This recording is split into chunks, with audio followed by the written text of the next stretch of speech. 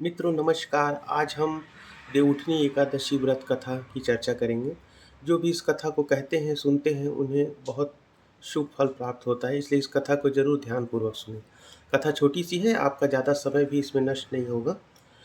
देखिए, कथा इस प्रकार से है। देवउठनी एकादशी व्रत हम कार्तिक के शुक्ल पक्ष की एकादशी को करते हैं। इसके पीछे की कथा इस प्रकार है कि बहुत समय पहले की बात है, एक राजा अपने परिवार के साथ बहुत ही सुख से शासन कर रहे थे। उसी समय भगवान विष्णु के मन में ऐसा विचार आया कि क्यों न इस राजा की परीक्षा ली जाए। तो उन्होंने एक स्त्री का भेष बना करके उनके यहाँ जाने का निर्णय लिया। जब राजा ने उस सुंदर कन्या को देखा तो उन्होंने कहा कि तुम मेरे महल में चलो, मेरी पत्नी के रूप में निवास करो। तो उन्होंने एक शर्त रखी कि मैं आपके साथ महल में चलने के लिए तैयार हूँ, आपसे विवाह के लिए भी तैयार हूँ, लेकिन एक शर्त ये रहेगी कि मैं ही आपके शासन का सारा पदभार ग्रहण करूँगी और सारा राजकाज में मेरा ही बात सुनना पड़ेगा।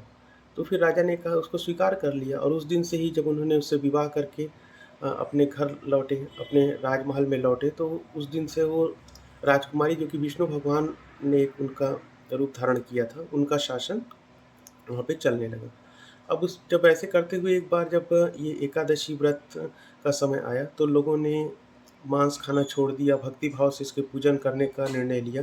तो उस समय राजकुमारी जो कि उनकी पत्नी बन चुकी थी, उन्होंने कहा कि इस दिन मांस पकाया जाएगा और मांस का भक्षण करना होगा। तो जब राजा ने उसके लिए मना किया, तो उन्होंने कहा कि अब इसमें मेरा निर्णय ये होगा कि आपके बड़े पुत्र की बलि दी जाएगी।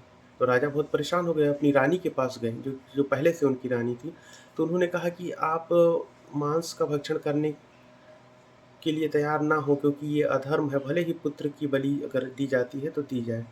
फिर उनके पुत्र आ गए, उन्होंने देखा माता-पिता दोनों परेशान हैं, तो उन्होंने कहा कि पिताजी, अगर मेरी बलि देने से आपके धर्म का पालन होता है तो मैं इसके लिए सहर्ष स्वीकार हूँ। इस तरह से राजा ने एकादशी व्रत के नियम को तोड़ना उचित नहीं समझा, बल्कि पुत्र के भी बलिदान के लिए तैयार हो गए। जब बलिदान का समय आया तो भगवान विष्णु प्रकट हुए, उन्होंने कहा कि तुमने सच्चे मन से मेरी पूजा की है, व्रत को किया है, इसलिए तुम्हें वैकुंठ लोक की प्राप्ति होगी और तुम सुख संपत्ति से पूर्ण होगे, धन धान्य से अपने पुत्र को राजा अ, बना करके तुम मेरे साथ इस विशेष विमान से वैकुंठ लोक की ओर चलो। तो इस तरह से ये व्रत संपन्न होता है दोस्तों। बहुत ही थोड़े समय में मैंने आपको ये पूरी कथा सुनाई। इसमें यही है कि आपको एकादशी व्रत, जो देवउठनी एकादशी व्रत है, और देवशयनी एकादशी व्रत तब होता है, वो 4 महीने के लिए, जब पूजन पाठ और वैवाहिक कार्य आदि खत्म हो जाते हैं, जब देवशयनी एकादशी होती है। और अभी जो एकादशी है ये देवउठनी है, इसके बाद से ही आप कोई पूजन पाठ, व्रत, त्योहार आदि शुभ कार्य, मांगलिक कार्य कर सकते हैं। ये बहुत ही फलदायी एकादशी है, इसका ज़रूर पालन करें और हमारे चैनल को देखते रहें। नमस्कार।